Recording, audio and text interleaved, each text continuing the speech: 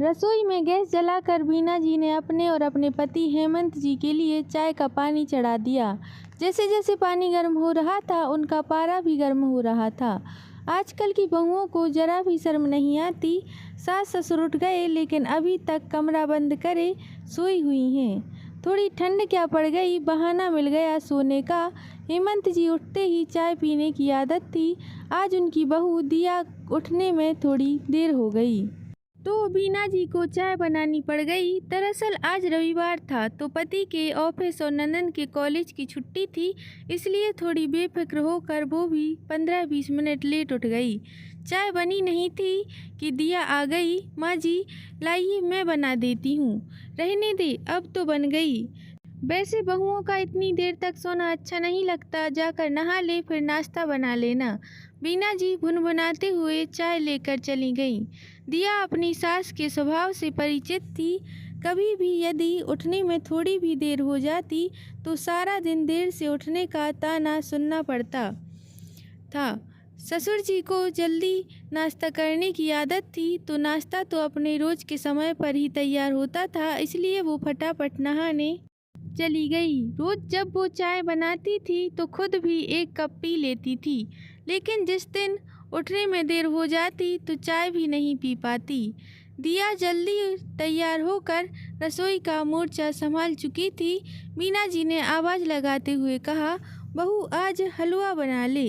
रविवार के दिन ही सब फुर्सत से कुछ खा पाते हैं। दिया का पति धीरज उठकर टीवी देखने लगा। नंदन पीहू अभी तक सो रही थी।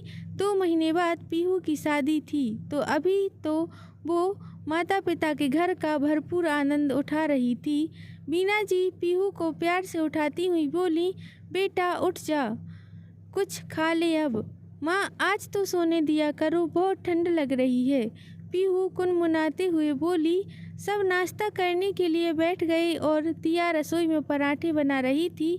पीहू अभी तक नहीं आई थी, तो बीना जी ने फिर से आवाज़ लगाते हुए बोली, बेटा आजा, हलवा ठंडा हो जाएगा। हेमंत जी बोले, अरे बाबा आ जाएगी, तुम सब तो खा लो।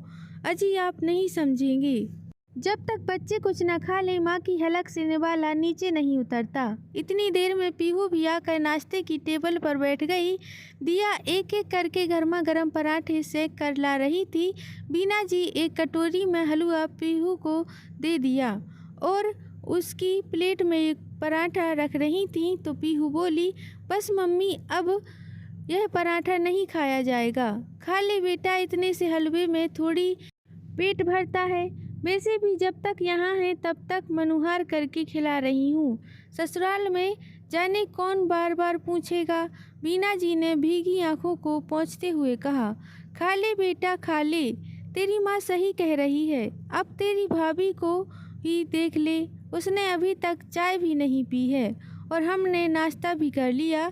हेमंत जी दिया की ओर देखते हुए बोले, तो सबके हाथ रुक गए। बीना जी की नज़रें झुक गई थीं और दिया बिना कुछ बोले रसोई में सफाई करने चली गई। अगले दिन सुबह जब दिया रसोई में चाय बनाने आई तो देखा बीना जी चाय बना चुकी थी।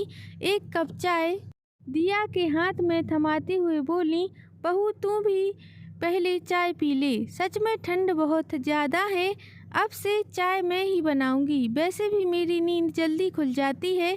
दिया के चेहरे पर मुस्कुराहट आ गई। बाहर ठंड जरूर थी, लेकिन आज रिश्तों में गर्माहट महसूस हो रही थी।